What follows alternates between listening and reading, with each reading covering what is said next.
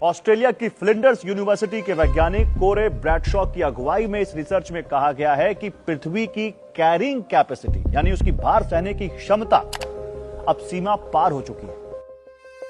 আসল সমাধানটা কি বুঝতে পারছেন? জনসংখ্যা 800 কোটি থেকে কমিয়ে 200 কোটিতে আনতে হবে, আর তার জন্য মানুষ মারার দরকার নেই। শুধু মানুষকে শিক্ষিত ও উৎসাহিত করতে হবে যাতে তারা সন্তানের জন্ম না দেয়। যদি কেউ সন্তান চায়ও তবে বড় জোর একটা।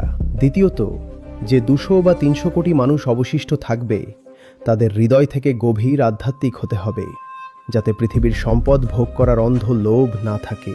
আমরা ভাইরাসের সংস্পর্শে এসেছিলাম কারণ আমাদের জনসংখ্যা এত বিস্তারিত হয়েছে যে আমাদের জঙ্গলেও ঢুকতে হয়েছে। অতিরিক্ত জনসংখ্যা শুধু সমস্যা নয়, এটি একটি অপরাধ, বর্তমান সময়ের সবথেকে জঘন্য অপরাধ। জনসংখ্যা কমে যাওয়া বলতে কি বোঝেন? কার তুলনায় কম?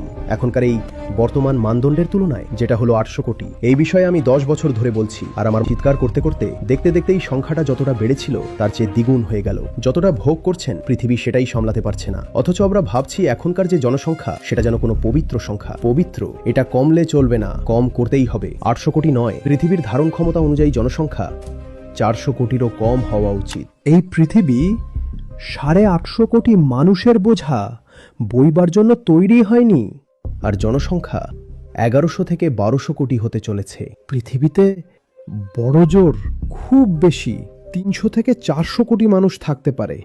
এখন আমাদের যে জনসংখ্যা তা প্রয়োজনের চেয়ে দ্বিগুণেরও বেশি। বর্তমানে পৃথিবীতে যত মানুষ আছে, পৃথিবী তাদের অর্ধেক কেউ বইতে পারবে না।